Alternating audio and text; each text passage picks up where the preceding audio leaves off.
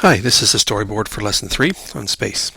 The outcomes covered in this assignment are explain how data provided by technologies contribute to our knowledge of the universe, specifically looking at the Hubble Space Telescope, and a little bit of math involved is calculate the time travel to a distant star at a given speed and define and explain what a light year is. Lesson structure is basically in two parts. First part, there's a series of questions that the students must answer, and this involves finding and validating information from the internet. There's a couple of math type problems that will get students thinking about how big things are and how vast the distances are in space, and how technology has helped us learn more about the solar system, universe we live in. The first one is pretty straightforward. There's a series of questions and they have to answer those.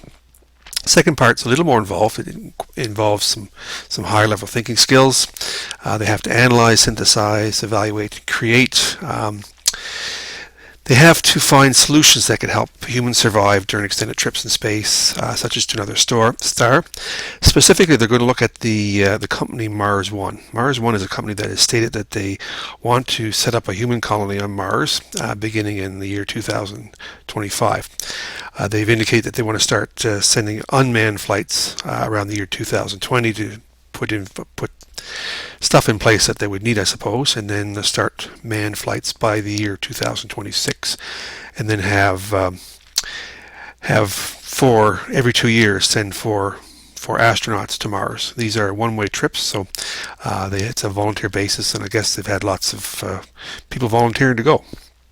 So, students must come up with a way to travel to Mars, how they can set up living accommodations, how they would set those up, how they produce food, produce oxygen, things that are necessary for survival. And as well, students will have to predict any other problems that might arise, an example being personality conflicts, what happens if two or more people aren't getting along. It's human nature being that when we get together, sometimes conflicts can arise. Okay. The presentation, the lesson will open up with a PowerPoint presentations taken from pictures found on the website for the Hubble telescope. These are pretty impressive looking pictures and that have been taken by the Hubble telescope, and it gives them basically a brief introduction as to what space looks like and some idea of how big things are in space, how big the distances are. So the next part is questions, and that the students have to answer, and it's based on the technology of the Hubble telescope. So a few of the questions here: what is cosmology? Who was Edwin Hubble, who the telescope was named after? There are two major theories for formation of the universe during the time of Hubble. Briefly explain each of those theories and what was his most important contribution to our understanding of the universe. And basically, one of his discoveries supported one of these theories over the other one. So the students are going to have to decide which one that is and explain how his discovery supported the theory. They have to know, where's the Hubble telescope at? I'm not going to tell them. And when was it put into operation? And being where it is, it has certain advantages over most typical observatories. What are some of these advantages, and why are regular observatories located in high elevations or in places that are sparsely populated? So when was it put into service? Name one thing that was discovered after they began to use it. Then we get to do a little bit of math. What's the speed of light?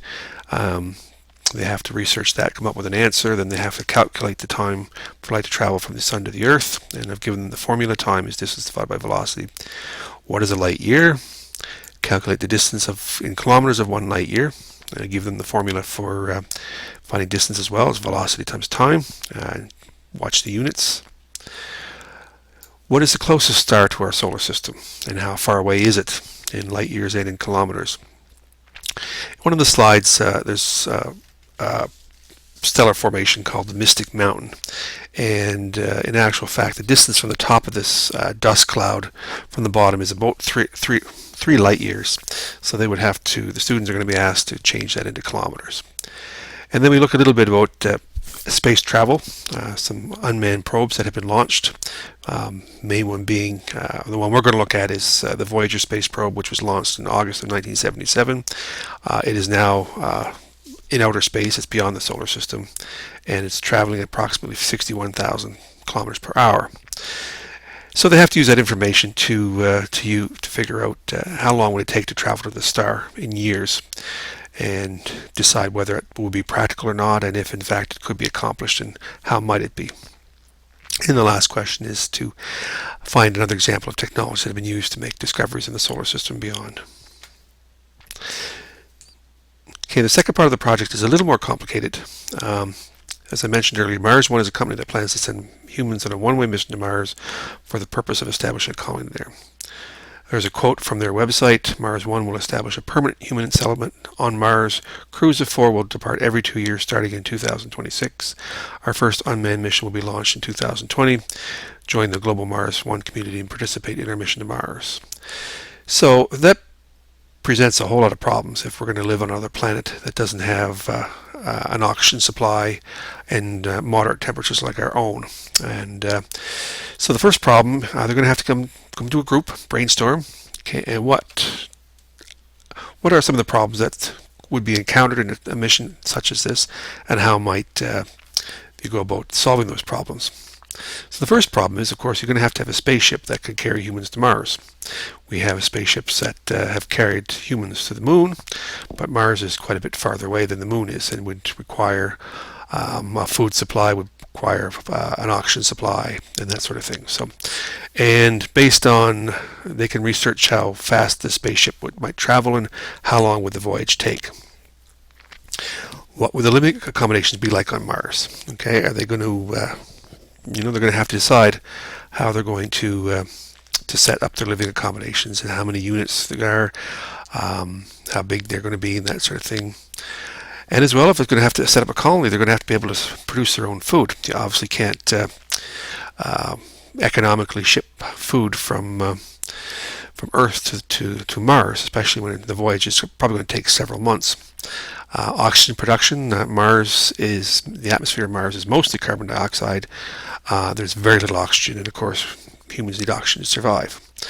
And what other problems that might occur, for example, personality conflicts, or so that's this could be a rather in-depth. It's going to challenge them to go beyond their comfort zone and come up with things that they could possibly use to solve this problem. So it should be interesting as to how they make out with it. Thanks very much.